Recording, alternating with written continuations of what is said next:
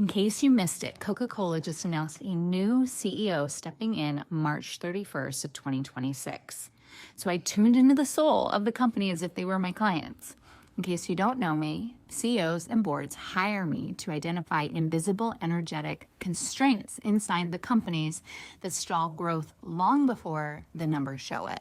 When these constraints are resolved, decision speed increases, innovation unlocks, teams re-engaged, stalled multi-million-dollar deals are revived, revenue scales without force. In months, by the way. What I saw for Coca-Cola was lights flickering as ideas. Hundreds of them, but none of them landing. Ideas were being forced through instead of allowed to drop and settle. Products being pulled to market before they're even ready, before they truly connected with what the customers actually want. Steps are being skipped, thinking they can potentially force this momentum.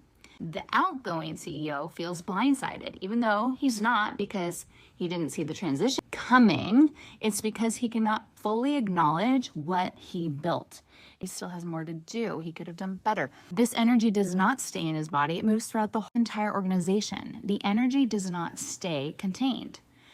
Teams begin to feel unheard. Second-guessing ideas, even if they're strong, is commonplace. This happens because it started at the top. So when I measure Coca-Cola's alignment, the company scored 676 out of 1,800 on the infinite scaling potential. That means that the business is operating at less than half its capacity.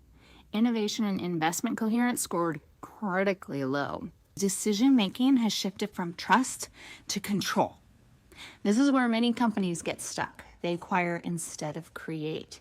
Coca-Cola has massive endurance and deeply loyal customers, but it's operating from a fractured field.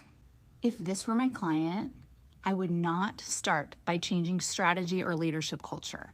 I would audit 3 things immediately: where decisions are being made to avoid risk, where capital is being deployed, maintain momentum instead of meaning, where leadership has stopped acknowledging its own value and impact.